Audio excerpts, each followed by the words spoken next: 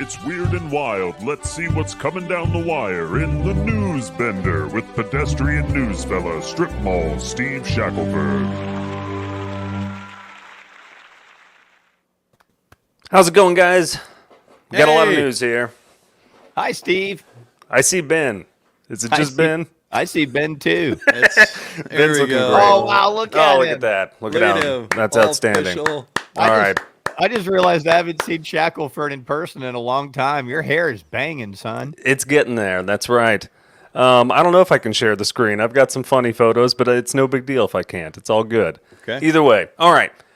I do have some breaking news that science has been working on for years, apparently. This is from livescience.com with the headline, "What happens when you hold in a fart?" And this is breaking news. It was just published recently. So the average person releases about 1/10 of a gallon to 1/2 a gallon of gas per day, and many of these farts are odorless. But before they get let out, they do hit something called a sphincter, apparently, is what this doctor said. And if you constrict the sphincter, the fart is trapped. And now doctors have realized that if you ignore those farts during the day, they are mostly released at night when you sleep.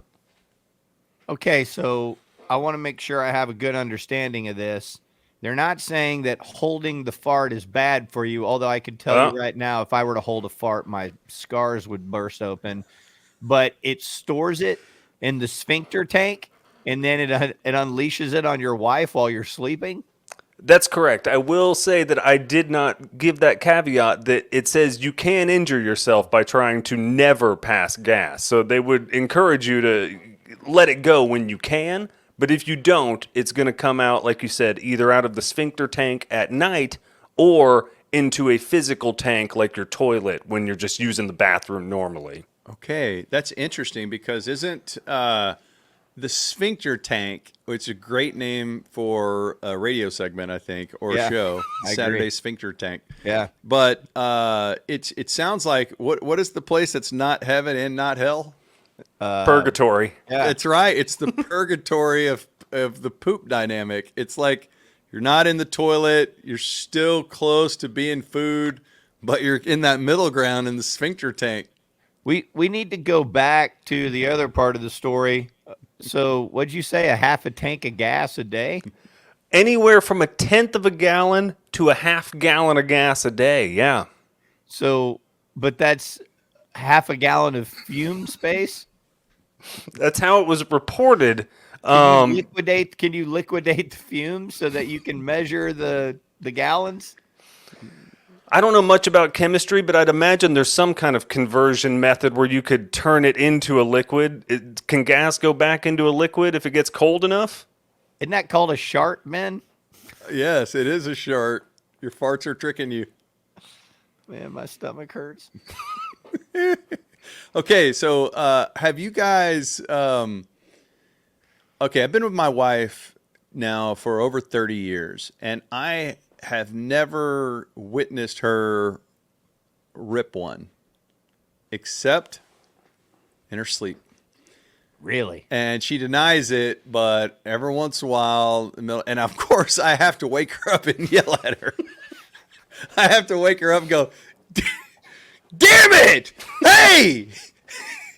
I'm watching HBO! I gotta be in here with you! Wake up! Quit doing that in your sleep!" And then make her go sleep on the couch. I thought you were going to say you immediately Dutch ovened yourself because of that weird fetish that you have. That is funny, though. Kick your wife out of bed because she farted in her sleep. And Well, she now has you to know it's go- intentional. She's been holding it all day so that she can unleash it at night. Yeah. That's the problem. Go out in the backyard before I get home and air it out. But, honey, Dr. Sphincter told me this is how I should do it. I don't even think he's a real doctor. Quit letting him come to the house. Dude, that would be weird if your wife had a relationship with a Dr. Sphincter. That doesn't seem like an appropriate relationship. Yeah. Yeah. He's licensed. All right, in other news, Good job, America Steve. has a geriatric STD crisis. And apparently it's because after menopause, people don't care anymore about anything. So, a study by the AARP found that only 8% of sexually active seniors reported using condoms all the time, but another study says they think those people are lying, and it's actually only about 3%. So, across the nation, South Dakota led the way in adults 65 and over being diagnosed with syphilis, while Washington, D.C. led the way in gonorrhea diagnoses, and coming in number one is Alaska for the highest rate of chlamydia in seniors at nearly 18 cases per capita. Okay, is per capita per 100? What is Yes. per capita? Per 100,000 people, I think. Oh, okay. So it's not like it's a terrible epidemic, but it's still a thing. Like you would think that there wouldn't be a whole lot of it, but clearly one senior is going to a seaport and hanging out with some dirty hookers and then getting it and then bringing it back to his senior committee. That's what it seems like. And yeah, they don't think that condoms are going to help because nobody's willing to engage in sex ed at this point. So they're like, we could give them condoms. They're not going to use them. They're already readily available. They don't care. Yeah. Because if you're at the end of the world, if you're at the end of days for you, you're not gonna care, right? I think that's part of it, but I also think for a lot of seniors, they can't make it happen with that. Like, I don't think there's enough blood flow for them to feel it through a layer of rubber. You know what I'm saying? I think in order for it to actually happen and be functioning, there's got to be some feel there. And I think that's the main reason. Like, come on, man. Some 70-year-old guy's got enough blood flow to where he can work it through a layer. I mean, he's going to have to feel something in there, I think, with my experience of being a 70-year-old man. Right. But it is tough because a lot of older gentlemen, when they were growing up, were taught to steer clear of, quote, loose women to avoid venereal disease. So it is tough on some of them. So once they know they've got it, they don't necessarily want to get with them anymore. So it's like a scarlet letter for those women 65 and older. It's tough. Oh, so they're forced into retirement? Essentially, yeah. And by loose women, you don't mean that. You mean like literally, right? Like sleeve of wizard. Exactly. Man, they told me not to laugh. It hurts so bad. All right, let's move on to the 81-year-old man sentenced to 6 months in federal prison for using tissue and testicles from large Central Asian sheep to illegally create hybrid sheep for hunting in Texas. Skin. Man, I'm going to need a repeat of that. There was a lot of words that just battered my cerebellum. What did you say? That's right, an 81-year-old man has been sentenced to 6 months in federal prison for using tissues and testicles from a large Central Asian sheep to illegally create hybrid sheep that he could hunt in Texas. I was hyper-focused, and I still not 100% following this. So, who Absolutely. did this? One more time. Sure. So, Montana man essentially got some Central Asian sheep testicles and then took them back to the States and started creating hybrid Central Asian sheep mixed with our good old American sheep here for the sole purpose of hunting them here in Texas. Okay. And I guess that is very illegal. Well, it doesn't seem that sporting to hunt sheep. I mean, they just kind of stand there, right? Are they elusive? It seems like they just sit there and go, bad. You make a sweater out of them. I didn't know that like hunting sheep was the thing. But This keep is in the mind, Marco Polo sheep. Sorry, go ahead. being fair, like people go hog hunting in helicopters. That's not fair either. It's not like people aren't, people fish in stock ponds. I think this is the hunting equivalent of that, right? Can you imagine having a bunch of sheep head on your wall? Well, I got this one in Cleburne. I was about a good 40 yards out, and I got it with a slingshot. So have you guys ever been in a dude's house or a lady's house where they have a bunch of taxidermied animals?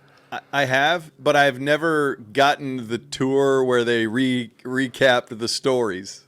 I have a family member that is, big gamesman hunter man, And it's like, you walk into the house and your first thought is, what the fuck are you doing, man? Like, I don't understand. I don't like, it just seems to me you're bringing a lot of negative energy into your house with all these dead creatures. Here's the bodies of dead creatures.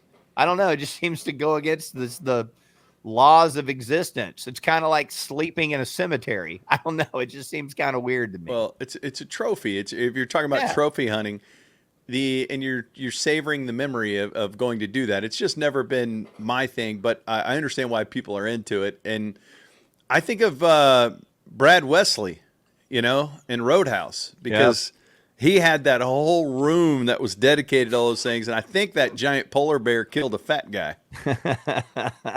It definitely fell on him. All right, this is kind of funny. What if you went into a place? I'm looking at Hoyt's comment down there. What if you went into a place and instead of all the heads of the creatures, it was all the hindquarters all facing out of the wall? So it's like a bunch of sheep's asses sticking out of the wall. That's a pretty good bid. I could get into that. It's the true trophy.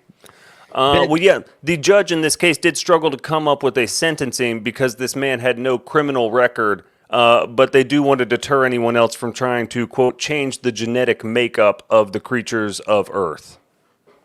Isn't there a movie called Shutter Island where that happens? Wait, what's the premise of Shutter Island? Shutter Island is Leonardo DiCaprio, and is he crazy and in the asylum already, or is he a detective who's studying a case there at the island in the insane asylum? Am I thinking of Dr. Morneau or something? What? Island of Dr. Moreau. Okay, is that Val Kilmer? Maybe. It's been a long time since I even thought about that movie. I think there might be a Val Kilmer movie where he's making animals and stuff. Wait, Steve, do you have a song in Shutter Island? No. See, that's confusing. I got to remember, I think it was Shelter Island is Paul Corvino's ripoff. Yes, That's the thing. I was like, we've got a movie with Paul Sorvino and it's Shutter Island? And they're like, no, Steve, actually it's Paul Corvino and it's Shelter Island. And you're like, oh, Right. shit. Right. Okay. It's still a placement, dude. That's huge. That's Exactly. I got a lot of tail when I was like really young out of it. I swear. It's like Showtime original movie. I'm making it. I think we're out of time for news. I just don't think we can have another story. There's so much news. Nope. There's baloney news, Wolf Nope. news, Wilford Brimley news. I don't think, yeah. He's going to have to do a better job of organizing that because I looked at the clock. It's 10:49. Yes. And we have a very tight schedule.